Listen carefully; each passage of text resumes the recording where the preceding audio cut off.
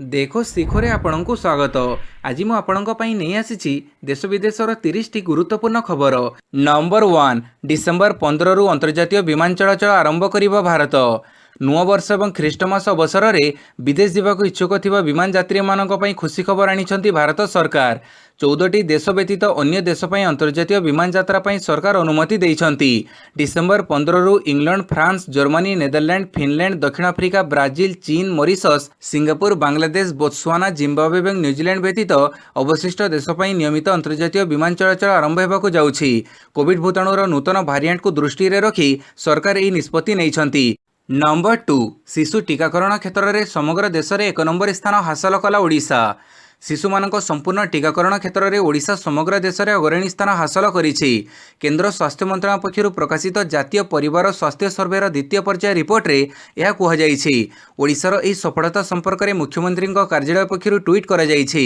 ଏହି ରିପୋର୍ଟରେ କୁହାଯାଇଛି ଯେ 12 ମାସରୁ 23 ମାସ ଶିଶୁଙ୍କ ସମ୍ପୂର୍ଣ୍ଣ ଟିକାକରଣ କ୍ଷେତ୍ରରେ ଓଡ଼ିଶା ସମଗ୍ର ଦେଶରେ 1 ନମ୍ବର ସ୍ଥାନ ଅଧିକାର କରିଛି। ଓଡ଼ିଶାରେ 12 ମାସରୁ 23 ମାସର ପ୍ରାୟ 90.5% ଶିଶୁଙ୍କ ସମ୍ପୂର୍ଣ୍ଣ ଟିକାକରଣ ହୋଇଛି। ଦ୍ୱିତୀୟ ପର୍ଯ୍ୟାୟ ସର୍ଭେରେ ଦେଶର 14ଟି ରାଜ୍ୟ ଓ କେନ୍ଦ୍ରଶାସିତ ଅଞ୍ଚଳକୁ ସାମିଲ କରାଯାଇଥିଲା। ଏହି ସର୍ଭେ ରିପୋର୍ଟକୁ ଗତ ବୁଧବାର ଦିନ କେନ୍ଦ୍ର ସ୍ୱାସ୍ଥ୍ୟ ସଚିବ ରାଜେଶ ଭୂଷଣ ଓ ନୀତି ଆୟୋଗ ସଦସ୍ୟ ଡକ୍ଟର ଭିକେ ପଲ୍ ଉନ୍ମୋଚନ କରିଥିଲେ। ନମ୍ବର 3, ଏଣିକି ପ୍ରତିଦିନ ଔଷଧ ଏକ୍ସପାୟରି ତାରିଖ ଯାଞ୍ଚ କରିବେ ମେଡିସିନ ଷ୍ଟୋର। ଏକ୍ସପାୟରି ମେଡିସିନର ବଣ୍ଟନ ଓ ବ୍ୟବହାର ସମ୍ପର୍କରେ ବାରମ୍ବାର ଅଭିଯୋଗ ଆସିବା ପରେ କଡ଼ା ଆଭିମୁଖ୍ୟ ଗ୍ରହଣ କରିଛି ରାଜ୍ୟ ସ୍ୱାସ୍ଥ୍ୟ ବିଭାଗ। ଏନେଇ ବିଭାଗ ପକ୍ଷରୁ ମାର୍ଗଦର୍ଶିକା ଜାରି ହୋଇଛି। ସବୁ ଜିଲ୍ଲାର ସ୍ୱାସ୍ଥ୍ୟ ଅଧିକାରୀ ଓ ମେଡିକାଲ କଲେଜର କର୍ତ୍ତୃପକ୍ଷମାନଙ୍କୁ ଏନେଇ ଚିଠି ଲେଖାଯାଇଛି। ପ୍ରତି ଔଷଧର ଏକ୍ସପାୟରି ତାରିଖକୁ ଭଲ ଭାବେ ଲେଖାଯିବା ଦରକାର। ଔଷଧ ଦୋକାନକୁ ଔଷଧ ନିଆଗଲା ବେଳେ ଉଭୟ ଅନଲାଇନ୍ ଓ ଅଫଲାଇନ୍ରେ ଏକ୍ସପାୟରି ତାରିଖ ନେଇ ତଥ୍ୟ ରହିବ ବୋଲି କୁହାଯାଇଛି। ପ୍ରତିଦିନ ସବୁ ଔଷଧଗୁଡ଼ିକର ଏକ୍ସପାୟରି ଡେଟ୍ ଯାଞ୍ଚ ହେବ। ଆଉ ଯେଉଁ ସବୁ ଔଷଧର ଆଗାମୀ 3 ମାସ ମଧ୍ୟରେ ବ୍ୟବହାର ଅବଧି ସରିଯିବ ସେ ସବୁକୁ ଅଲଗା ଭାବେ ରଖାଯିବାକୁ ନିର୍ଦ୍ଦେଶ ଦିଆଯାଇଛି। ତେବେ ଯଦି ଜରୁରୀ ସ୍ଥିତିରେ କୌଣସି ଔଷଧ ଆବଶ୍ୟକ ହୁଏ ଏବଂ ଏହାର ବିକଳ୍ପ ନ ମିଳେ ତାହେଲେ ସମ୍ପୃକ୍ତ ଔଷଧକୁ ଅବଧି ସରିବା ଯାଏଁ ବ୍ୟବହାର କରାଯାଇପାରିବ। ଏହାସହ ପ୍ରତି ଔଷଧ ବଣ୍ଟନ ବେଳେ ଏହାର ଏକ୍ସପାୟରି ତାରିଖ ଯାଞ୍ଚ କରିବା ବାଧ୍ୟତାମୂଳକ କରାଯାଇଛି। ଏଥିସହ ପ୍ରତି ମାସ ଔଷଧଗୁଡ଼ିକର କଡ଼ାକଡ଼ି ଅନୁଧ୍ୟାନ କରିବେ ଔଷଧ ଯାଞ୍ଚ କମିଟି। ନମ୍ବର 4, ଡିସେମ୍ବର 6ରେ ଭାରତ ଆସୁଛନ୍ତି ରୁଷ ରାଷ୍ଟ୍ରପତି। ଡିସେମ୍ବର 6ରେ ଭାରତ ଆସୁଛନ୍ତି ରୁଷ ରାଷ୍ଟ୍ରପତି ଭ୍ଲାଡିମିର ପୁତିନ। ଭାରତ ଓ ରୁଷ ମଧ୍ୟରେ 21ତମ ଶୀର୍ଷ ଆଲୋଚନା ପାଇଁ ଡିସେମ୍ବର 6 ତାରିଖରେ ଭାରତ ଆସୁଛନ୍ତି ଭ୍ଲାଡିମିର ପୁତିନ। ତାଙ୍କର ଗସ୍ତ ସମୟରେ ପ୍ରଧାନମନ୍ତ୍ରୀ ନରେନ୍ଦ୍ର ମୋଦିଙ୍କୁ ଭେଟିବାର କାର୍ଯ୍ୟକ୍ରମ ରହିଛି। ଏହି ଶୀର୍ଷ ଆଲୋଚନାରେ ଉଭୟ ଦେଶ ମଧ୍ୟରେ ବିଭିନ୍ନ ପ୍ରସଙ୍ଗ ଉପରେ ଆଲୋଚନା ହେବ। ଏନେଇ ବୈଦେଶିକ ମନ୍ତ୍ରଣାଳୟର ପ୍ରବକ୍ତା ଅରିନ୍ଦମ ବାଗ୍ଚି ସୂଚନା ଦେଇଛନ୍ତି। ଡିସେମ୍ବର 6 ତାରିଖରେ ରୁଷ ରାଷ୍ଟ୍ରପତି ଭ୍ଲାଡିମିର ପୁତିନ ଦିଲ୍ଲୀରେ ପହଞ୍ଚିବେ। ରୁଷ ରାଷ୍ଟ୍ରପତି ତାଙ୍କ ଭାରତ ଗସ୍ତ ସମୟରେ ଅନେକ ଚୁକ୍ତି ଉପରେ ସ୍ୱାକ୍ଷର କରିବାର ଯୋଜନା ରହିଥିବା ଜଣାପଡ଼ିଛି। 7.5 ଲକ୍ଷ AK-203 ଆକ୍ରମଣକାରୀ ରାଇଫଲ ଉତ୍ପାଦନ ପାଇଁ ରୁଷ ସହିତ 5,000 କୋଟିରୁ ଅଧିକ ମୂଲ୍ୟର ଚୁକ୍ତି ନେଇ ନିଷ୍ପତ୍ତି ନିଆଯିବ ବୋଲି ଆଶା କରାଯାଉଛି। ପାଣିପାଗ ସୂଚନା। ନଭେମ୍ବର ଶେଷ ବେଳକୁ ଶୀତ ଆସିପାରେ। ଲଗାତାର 3ଟି ଲଘୁଚାପ ଯୋଗୁଁ ରାଜ୍ୟରେ ବର୍ତ୍ତମାନ ପର୍ଯ୍ୟନ୍ତ ଶୀତ ଅନୁଭୂତ ହୋଇନାହିଁ।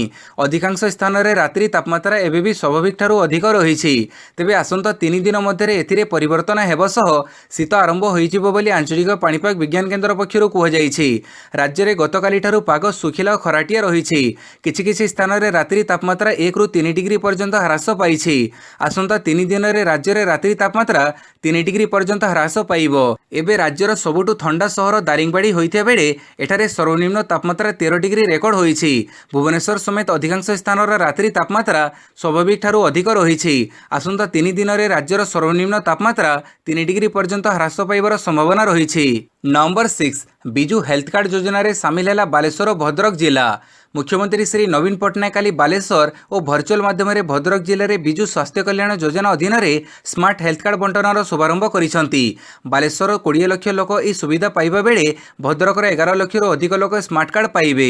ଏହି ଅବସରରେ ବାଲେଶ୍ୱର ପାଇଁ ମୁଖ୍ୟମନ୍ତ୍ରୀ 1500 କୋଟି ଟଙ୍କାର ପ୍ରକଳ୍ପର ଶୁଭାରମ୍ଭ କରିଥିଲେ।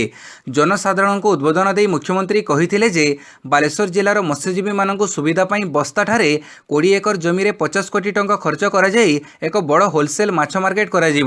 କାଲି ଅପରାହ୍ନରେ ମୁଖ୍ୟମନ୍ତ୍ରୀ ଭଦ୍ରକ ଜିଲ୍ଲା ପାଇଁ ଭର୍ଚୁଆଲ ମାଧ୍ୟମରେ ସ୍ମାର୍ଟ କାର୍ଡ ଯୋଜନା ଆରମ୍ଭ କରି ପ୍ରଥମେ ବନ୍ଦେ ଉତ୍କଳ ଜନନୀର ରଚୟିତା କାନ୍ତକବି ଲକ୍ଷ୍ମୀକାନ୍ତ ମହାପାତ୍ରଙ୍କୁ ସ୍ମରଣ କରିଥିଲେ ଏବଂ ଇରମ ମାଟିକୁ ପ୍ରଣାମ ଜଣାଇଥିଲେ। ଭଦ୍ରକ ପାଇଁ 300 କୋଟି ଟଙ୍କାର ବିଭିନ୍ନ ପ୍ରକଳ୍ପର ଶୁଭାରମ୍ଭ କରି ମୁଖ୍ୟମନ୍ତ୍ରୀ ସେଠାରେ ଜିଲ୍ଲା ମୁଖ୍ୟାଳୟ ପାଇଁ ଏକ 300 ଶଯ୍ୟା ବିଶିଷ୍ଟ ହସ୍ପିଟାଲ ବିଲ୍ଡିଂର ଭିତ୍ତି ରଖିଥିଲେ। ନମ୍ବର 7, ହାତୀ ଘଉଡ଼ାଇବା ପାଇଁ ସ୍ୱତନ୍ତ୍ର ଆପ୍। हाथी उपद्रव उपरे अंकुश लगेवा पई वन विभाग अंटा भिड़ी।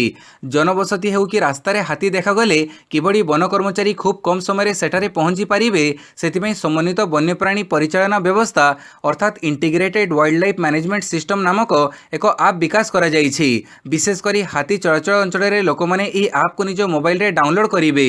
आखपाख अंचल हाथी नजर आसिले तुरंत यार एक फोटो किंबा वीडियो उठे अपलोड करेंगे।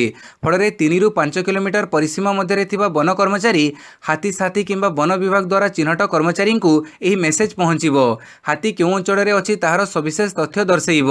मेसेज पाइबा मात्रे अधिकारी टीम किंबा हाथी साथी सेठारे पहुँची हाथी घोड़े। तेबे वर्तमान पई यह आप को केवल हाथी घोड़ाइबा पई व्यवहार करा जिवो। परवर्ती समय यह समस्त वन्यजंतुओं पई व्यवहार करा जिवो। नंबर 8 केंद्र सरकारक सह कथा न हेबा पर्यंत आमे आंदोलन बंद करिबु नाही कहिले राकेश टिकैत। काली कृषक आंदोलन को पूरी एक वर्ष एथिपाई काली गाजीपुर सिंगु एवं टिकिरी सीमार एकाठी होइछन्ति हजार हजार चाषी। हरियाणा बहादुरगढ़ रे कृषक माने महापंचायत करिछन्ति। कृषि आईन उच्छेद बिल को कैबिनेट मंजूरी देवा परे भी शक्ति प्रदर्शन करुछन्ति कृषक। ए अवसर में कृषक नेता राकेश टिकैत कहिछन्ति जे सरकार आलोचना पई प्रस्तुत नुहंती। सरकारक सह कथबार्ता नकरी आंदोलन शेष करिवार कोनोसी योजना नाही। जातीय गणमाध्यम को साक्षात्कार दे राकेश टिकैत कहिछन्ति जे एमएसपी ग्यारंटी प्रदान न करिवा पर्यंत एवं आंदोलन रे निहत कृषकों परिवार को क्षतिपूरण न मिलिबा पर्यंत पछको हटिबो नाही। नंबर 9 एणिकी लोकसेवा भवन कर्मचारी को मिलिबो रेडियो फ्रिक्वेंसी आई कार्ड। आसंता जनवरी मासरू लोकसेवा भवन खारबेड़ भवन एवं राजीव भवन कर्मचारी और वरिष्ठ अधिकारी माननकु उन्नत ज्ञान कौशलर आई कार्ड प्रदान करा जिवो। उक्त कार्ड माध्यम कर्मचारी मानक उपरे नजर रखिबा सह एही गुरुत्वपूर्ण सरकारी ऑफिस गुड़िकर सुरक्षा मध्य सुनिश्चित करिबा सरकारक द्वारा सहज होई पारिबो। एथिपई राज्य गृह विभाग निर्धारित फॉर्मेट रे नवेम्बर 30 तारिख सुधा समस्त कर्मचारी मानक विवरणी दाखल करने को विभिन्न विभाग को निर्देश देइछि। लोकसेवा भवन खारबेड़ भवन राजीव भवन सुरक्षा तथा कर्मचारी मानक उपरे नजर रखिबा पई एही कार्ड सरकार को सहायक हेबो बोली कह जाउछि। एही कार्ड रे थिबा रेडियो फ्रिक्वेंसी माध्यम रे सेमानकर गेट भितरे प्रवेश को सुनिश्चित करा जाई परिबो तथा सेमानकर उपस्थान उपरे मध्ये सरकार नजर रखि परिबे। एही उन्नत मानर ज्ञान कौशल खूब कम समय रे शह शह कर्मचारी को RFID कार्ड को रीड करिबारे सक्षम होई परिबो। नंबर 10 सबु स्टेशन रे एसटीपी व्यवस्था करने को निर्देश। देशर समस्त रेडियो स्टेशन रे स्टोरेज ट्रीटमेंट प्लांट अर्थात एसटीपी व्यवस्था कर। भारतीय रेडियो बोर्ड को यह निर्देश देछन्ति जातीय ग्रीन ट्रिब्यूनाल। एसटीपी व्यवस्था कर नचेत ए बाबद स्थानीय नगर निगम सहित बुझामणा पत्र जरिए किभଳି यह करा जाई परिबो सेने विचार विमर्श कर बोली एनजीटी आदेश रे कहिसन्ति। एनजीटी अध्यक्ष जस्टिस आदर्श कुमार गोयलଙ୍କ खंडपीठ एसटीपी जल को सफाई कार्य में व्यवहार करने को निर्देश देइछन्ति। केंद्रीय प्रदूषण नियंत्रण बोर्ड रिपोर्ट आधार में एनजीटी उपरोक्त आदेश देइछन्ति। नंबर 11 एकता देखैले विरोधी बॉयकट कले संविधान दिवस कार्यक्रम। संविधान दिवस रे क्षमतासीन बीजेपी सरकार विरोध में शक्ति प्रदर्शन करिसन्ति कांग्रेस और टीएमसी समेत देशर 14टी विरोधी दल। सेमाने एकाठी हेब सह काली संविधान दिवस पई आयोजित कार्यक्रम में जोग देइ नाहांती। परंपरा अनुसार संविधान दिवस रे सबु दलर नेतांक ठारू आरंभ करी राष्ट्रपति और प्रधानमंत्री अन्य विशिष्ट व्यक्ति माने जोग दियंती। किंतु एथर विरोधी सेमानक एकतार परिचय देइछन्ति। समस्ते मिलित भावे संविधान दिवस कार्यक्रम को बॉयकट करिछन्ति। आसंता सप्ताह संसदर शीत अधिवेशन आरंभ हेबो। यह पूर्वरु ही विरोधी एकाठी होइछन्ति। सेमाने संसद रे मध्ये एपरि एकाठी होई केंद्र सरकार को अड़ुआ बढ़ाइबे बोली काली संकेत देइछन्ति। नंबर 12 गत 24 घंटा भितर राज्य में 219 कोविड पॉजिटिव चिन्हट। गत 24 घंटा मध्य राज्य में 219 जन पॉजिटिव चिन्हट होइछन्ति। खोर्धा जिलूर सर्वाधिक 96 जन, अनुगुल 1, बालेश्वर 4, भद्रक 2, बौद्ध 1, कटक 15, ढेंकानाल 1, गंजाम 6, जगतसिंहपुर 5, जाजपुर 9, झारसुगुड़ा 4, केन्द्रापड़ा 3, केन्दुझर 3, खोर्धा 96, मालकानगिरी 1, मयूरभंज 15, नयगढ़ 4, पुरी 5, रायगढ़ 2, संबलपुर 10 और सुंदरगढ़ 10 जन पॉजिटिव चिन्हट होइछन्ति। समग्र देश में 24 घंटा मध्य 10,549 नूतन संक्रमण और 488 मृत्यु रेकर्ड कर जाइछि। नंबर 13 8 जोड़ा स्वतंत्र ट्रेन रे सीजन टिकेट पुनः प्रचलन। पूर्वतट रेलपथ परिसीमा मध्य 11 जोड़ा आंत जोन एक्सप्रेस, 8 जोड़ा लोकल विशेष ट्रेन एवं 5 जोड़ा अंत जोन स्पेशल ट्रेन सहित समुदाय 24 जोड़ा ट्रेन रे सीजन टिकेट सुविधा प्रचलन कर जाइछि। दैनंदिन यातायात करुवा ट्रेन यात्री मानक सुविधा पाई पूर्वतट रेलपथ आहरी 8 जड़ा ट्रेन रे मासिक सीजन टिकेट अर्थात एमएसटी बा त्रैमासिक सीजन टिकेट क्यूएसटी सहित ट्रेन यात्रा को अनुमति देइछि। एही ट्रेन गुड़िक मध्य Sambalpur Rayagada Sambalpur intercity express, Bhubaneswar Visakhapatnam Bhubaneswar intercity express, Puri Gunupur Puri express, Bhubaneswar Balangir Bhubaneswar intercity express, Visakhapatnam Rayagada Visakhapatnam express, Bhubaneswar Palasa Bhubaneswar express, Bhadrak Howrah Bhadrak express, Jajpur Keonjhar road Kharagpur Jajpur Keonjhar road express रही। नंबर 14 बहुविध दारिद्र्य ओडिशार स्थान देश में नवम, नीति आयोग रिपोर्ट। जातीय बहुविध दारिद्र्य सूचकांक ओडिशा देशर नवम स्थान में रही कथा नीति आयोग प्रकाश करिथिबा बेसलाइन रिपोर्ट 2021 रु जना पड़ी। ओडिशार 29.35% जनता विभिन्न क्षेत्र में दारिद्र्य ताड़न सरभ्य होउथिबा कथा उक्त रिपोर्ट रे उल्लेख अछि। राज्यर 37.26% जनता सुषम आहार पाउनाहांती।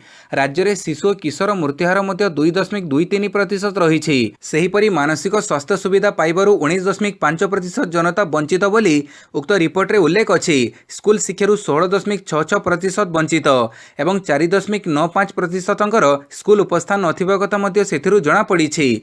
यह व्यतिरके राज्यर 65.3% जनता रंधन इंधन, 39.5% परिमल, 20.97 पानीय जल, 3% बिजुली, 55.81% बासगृह, 19.22% संपत्ति बाड़ी, 10.94% बैंक अकाउंट आदि वंचित अछंती बोली नीति आयोग रिपोर्ट रे उल्लेख अछि। नंबर 15 इंजीनियरिंग सीट पूरण मामला शुणाणी रे पूर्णछेद।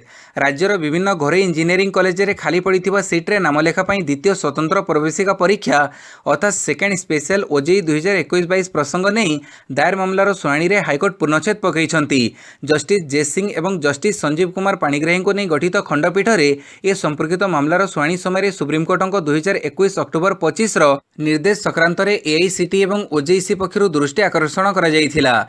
2021 नवेम्बर 30 सुधा इंजीनियरिंग पाठ्यक्रम रे नामलेखा प्रक्रिया शेष कराजिबो बोली सुप्रीमकोर्ट अक्टोबर 25 रे निर्देश देइथिले।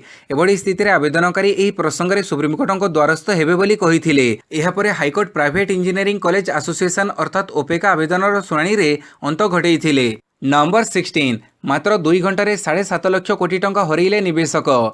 शेयर बाजार पर ब्लैक फ्राइडे क्राश है शेयर मार्केट। काली सेंसेक्स 1687.94 पॉइंट ह्रास पाइबा परे क्राश होइछि शेयर मार्केट। फଳରେ 2 घंटे ट्रेडिंग सेशन रे 7.5 लाख कोटी अधिक टंका क्षति हो सारी। 7 मास पर यह सबुठु बड़ क्षति बोली कहुযাଉଛି। दक्षिण आफ्रिका रे कोविड भूताणुर नुआ भारिएंट चिन्हट हेबा परे विश्व बाजार रे एहार प्रभाव पड़िछि। भारतीय शेयर बाजार रे 2 सप्ताह हेबा शेयर बाजार खसुथिबार देखिबाकू मिलुथिला। हेले नुआ भारिएंट चिन्हट हेबा परे भय बढ़िबारे लागिछि। दक्षिण आफ्रिका, हांगकांग एवं बोत्सवाना देशरू आसुथिबा यात्रींकर स्क्रीनिंग कड़ाकड़ी करा जायछि। नंबर 17 पुरुषों को टपिले महिला प्रति 1000 पुरुष 1020 महिला। स्वास्थ्य मंत्रालय द्वारा 2 वर्षर अध्ययन पर बुधवार प्रकाशित जातीय परिवार और स्वास्थ्य सर्वेक्षण रिपोर्ट अनुसार देश में वर्तमान प्रति 1000 पुरुष 1020 महिला अछंती। प्रथम थर पर पुरुष तुलन में महिला संख्या वृद्धि पाई। पृथ्वीर द्वितीय बृहत्तम जनसंख्या विशिष्ट देश में जन्महार कमुवा एथिरू जना पड़ी। भारत में पितामाता माने ऐतिहासिक भाव झील अपेक्षा पुओ को अधिक पसंद करिथांती। झील को सेमाने बोझ बोली मन करिथांती। भारत में पुरुष नारीर अनुपात विश्व में सबुबेले अधिक रही आसी। किंतु सद्यतम सर्वेरु जना पड़ी जे प्रति 1000 नारी संख्या पुरुष मानक ठारू 20 अधिक रही। 1876 मसीह भारत में जनगणना हो आसुवा बेले प्रथम थर पर यह व्यतिक्रम देखा देइछि। नंबर 18 डेल्टा भारिएंट ठारू मारात्मक दक्षिण आफ्रिका रे चिन्हट होइतिबा न्यू भारिएंट चिंतारे हु। दक्षिण आफ्रिका रे चिन्हट होइतिबा कोविडर नुआ भारिएंट एवं मुंडबिंदार कारण पलटिछि। डेल्टा भारिएंट ठारू यह अधिक मारात्मक बोली कहुযাଉଥିବା बेले यार ना एबे न्यू भारिएंट बोली दिया जाइछि। पूर्वरु कोविडर विभिन्न भारिएंटर ना अल्फा, बीटा, गामा एवं डेल्टा दिया जाइथिया बेले दक्षिण आफ्रिकार भारिएंट को न्यू भारिएंट ना दिया जाइछि। यह अत्यंत विपज्जनक बोली कहुযাଉଛି। केवल दक्षिण आफ्रिका रे नुहे अन्य देशर लोक मध्ये न्यू भारिएंट द्वारा आक्रांत हेउथिबा देखा जाउछि। बैठक परे हु मुखपात्र कहिथिले जे प्रारंभिक अध्ययनरु जना पड़िछि जे नुआ भारिएंट अनेक थर रूपांतरित होइछि। भारिएंट विषय जानिबा पई अनुसंधानकारी माने कार्य करूछंती। नंबर 19 कोटिया विवाद आंध्रर आवेदन अग्राह्य कले सुप्रीमकोर्ट। कोरापुट जिलार कोटिया ग्रामपुंज विवाद को नहीं ओडिशा सरकार द्वारा दायर अदालत अवमानना मामला को खारज करने आंध्र प्रदेश सरकार अनुरोध को काली सुप्रीमकोर्ट अग्राह्य कर कोटिया सीमा विवाद प्रसंगर राजनीतिक समाधान पर उभय राज्य में प्रयास करुथिबारु ए अदालत अवमानना मामला को खारज करने निमंते सुप्रीमकोर्ट रे आंध्र प्रदेश सरकार अनुरोध करथिले। कोटिया ग्रामपुंज को नहीं उभय आंध्र प्रदेश और ओडिशा सरकार को स्थितावस्था बजाय रखापी सुप्रीमकोर्ट प्राय 50 वर्ष अधिक समय धरी देइथिबा निर्देश को आंध्र प्रदेश सरकार उल्लंघन करिथिबा दर्शाई ओडिशा सरकार गत फेब्रुआरी 10 तारिख में सुप्रीमकोर्ट को द्वारस्थ होइथिले। नंबर 20 मार्च सुधा महाराष्ट्र में भांगीजीव महाविकास अघाड़ी सरकार कहिले केन्द्रमंत्री नारायण राणे। महाराष्ट्र में महाविकास अघाड़ी सरकार को हटेइबा पई बीजेपी अनेक थर षड्यंत्र करुछि बोली एनसीपी कांग्रेस और शिवसेना दाबी करि आसुछंती। तेबे वर्तमान केंद्र मंत्री तथा महाराष्ट्र बीजेपी नेता नारायण राणे एक आश्चर्यजनक तथ्य दैछंती। मार्च सुधा महाराष्ट्र उद्धव ठाकरे सरकार भांगीजिबो बोली से दाबी करिसंती। एहा परे बीजेपी राज्य में सरकार गठन करिवो। राणे कहिसंती जे महाराष्ट्र बीजेपी राज्य सभापति चंद्रकांत पाटिल मार्च सुधा सरकार गठन करिबाकू कहिसंती ओ आमर उद्यम हेउछि तांकू इच्छा को किभଳି पूरण कराଯିबो। मु केमिति सरकार गठन हेबो ताहार गहन कथा कहिबाकू चाहे नाही। सरकार को हटेइबा एक नूतन सरकार गठन पई किछि कथा को गुप्त रखिबाकू पड़िबो। जदि आमे सब किछि कहिदबु तेबे सरकार गठन पई एक मास किंबा अधिक समय लागि पारे।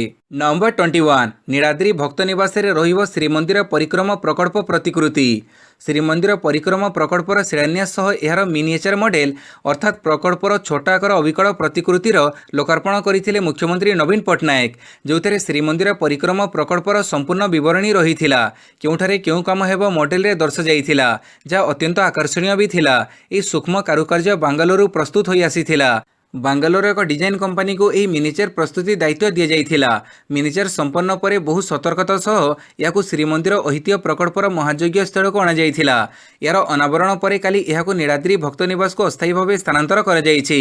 एही मिनिचर मॉडल श्रीमंदिर कार्यालयर नवनिर्मित कोठारे स्थानित करने को योजना करा जाइछि। नंबर 22 कोटिपति कबाड़ीवाला कांग्रेस टिकेट्रु लड़िबे निर्वाचन।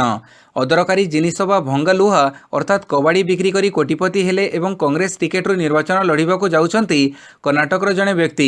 बांगालोर सहररु एमएलसी निर्वाचन पई यूसुफ शरीफ ओरफ स्क्रैप बाबू को कांग्रेस टिकेट देइछि। निर्वाचन आयोग को देइथिबा एफिडेविट रे से दर्शाइछंती जे तांका पाखरे वर्तमान 1743 कोटी टंकार संपत्ति रहिछि। एहा सह से कर्नाटकर सबुठारु धनी राजनेता होई पारिछंती। यूसुफ शरीफ 14 भाई भौणी मध्यरु सबुठारु बड़ होइथिया बेले से रियल एस्टेट सहित अनेक व्यवसाय करुछंती। सूत्ररु मिलिथिबा सूचना मुताबक तांका संपत्तिर मूल्य 4000 कोटी रो अधिक। यूसुफ शरीफ प्रथम एक ऑटो चलाउथिले पर से कबाड़ी व्यवसाय आरंभ कले जहाँ तांका भाग्य को चमकई देइथिला। नंबर 23 मंत्री मागणा चिकित्सा व्यवस्था को केजरीवाल प्रश्न। दिल्ली मुख्यमंत्री केजरीवाल लोकों को विभिन्न मागणा सुविधा प्रदान करुथुबा बेले याकू समालोचना करुथुबा राजनैतिक प्रतिद्वंदी माननकु निशाण करी से प्रश्न करिसंती। मंत्री माननकु मागणा चिकित्सा सुविधा दिया जाउछि सेतिरे कहार आपत्ति नाही किंतु साधारण नागरिकों को देले आपत्ति उठुछि काहेकि।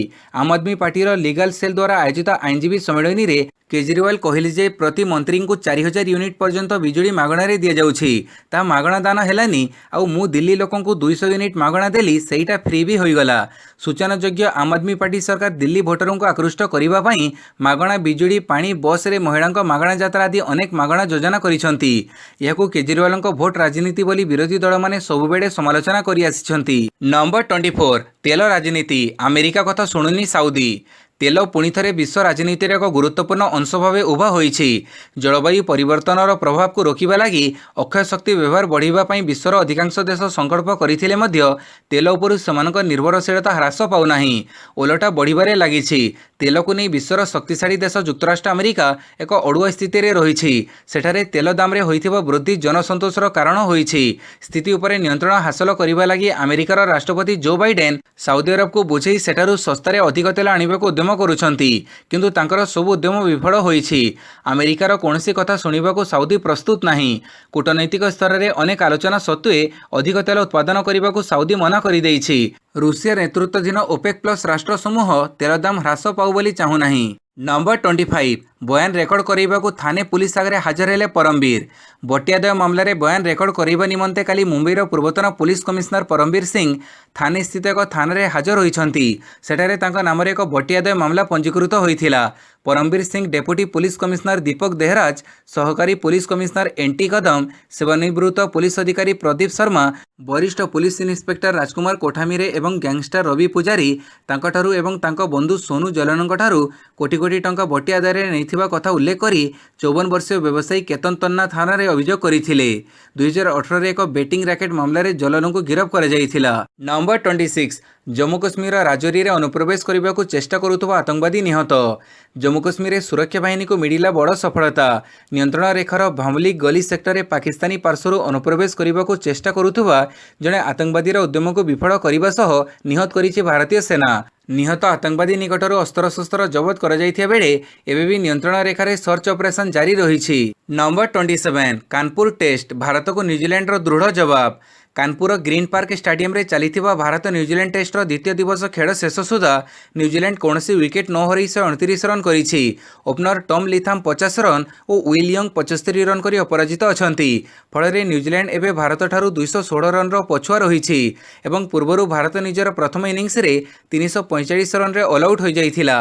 भारतीय इनिंग्स मुख्यांश थिला श्रेयस अय्यर शतक। निजर प्रथम मैच रे ही से 105 रन इनिंग्स खेली समस्त दृष्टि आकर्षण करिसंती। सेहीपरि रवींद्र जडेजा और शुभमन गिल मध्य अर्धशतक मारिछंती। निम्नक्रम बैट्समैन मानक मध्यरु आर अश्विन लढुआ बैटिंग करी 38 रन करथिले। न्यूजीलैंड पक्षरु टीम साउथी 5टी विकेट नैथिया बेले जेमिसन 3टी विकेट नैथिले। नंबर 28 कनिष्ठ पुरुष हॉकी विश्वकप दिनकरे 70 गोल 3 हैट्रिक। कलिंग स्टेडियम रे चलीथिबा कनिष्ठ पुरुष हॉकी विश्वकप द्वितीय दिन में रेकर्ड 70 गोल देखा मिली। गुरुवार अर्जेंटीना इजिप्ट प्रथम मैच रे 14 गोल, अर्जेंटीना 14 इजिप्ट 0, नेदरलैंड दक्षिण कोरिया द्वितीय मैच रे 17 गोल, नेदरलैंड 12 दक्षिण कोरिया 5 देखा मिली। सेभଳି स्पेन अमेरिका तृतीय मैच रे 17, स्पेन 17 अमेरिका 0, फ्रांस पोलैंड चतुर्थ मैच रे 8, फ्रांस 7 पोलैंड 1 एवं शेष में भारत कानाडा पंचम तथा शेष मैच रे 14 गोल, भारत 13 कानाडा 1 देखा मिली। नंबर 29 चैंपियंस ट्रॉफी पर भारतीय हॉकी दल घोषित। आगामी एशिया चैंपियनशिप ट्रॉफी हॉकी पर काली 20 जणिया भारतीय दल घोषणा होईछि। एही प्रतियोगिता डिसेंबर 14 रु 22 पर्यंत बांग्लादेश रे अनुष्ठित हेबो। मनप्रीत सिंह को भारतीय दलर अधिनायक घोषणा कर जाइथा बेले हरमनप्रीत को उपअधिनायक नियुक्त कर जाइछि। दल रे स्थान पाइथिबा डिफेंडर माने हेले जर्मनप्रीत सिंह, दीपशान तिर्की, वरुण कुमार, नीलम संजीव शेष, मनदीप मोर। सेहीपरि मिडफिल्डर माने हेले हार्दिक सिंह, मनप्रीत सिंह, जसकरण सिंह, सुमित, राजकुमार पाल, आकाशदीप सिंह और शमशेर सिंह। नंबर 30 भारोत्तोलन रे दिव्यांग ज्ञानरंजन को स्वर्ण। पश्चिमबंगर बाराकपुर ठारे all Bengal power lifting association पक्षरु आयोजित सर्वभारतीय eastern India and all Bengal power lifting प्रतियोगिता रे बड़चणा ब्लॉक बालीचंद्रपुर पंचायत नानपुर पाटणा ग्रामर दिव्यांग ज्ञानरंजन साहू प्रथम स्थान अधिकार करी स्वर्ण पदक हासिल करिसंती। गत 19 ରୁ 21 तारिख पर्यंत अनुष्ठित ଏହି प्रतियोगिता रे 12 राज्यରୁ 500 ରୁ अधिक प्रतियोगी अंशग्रहण करथिले।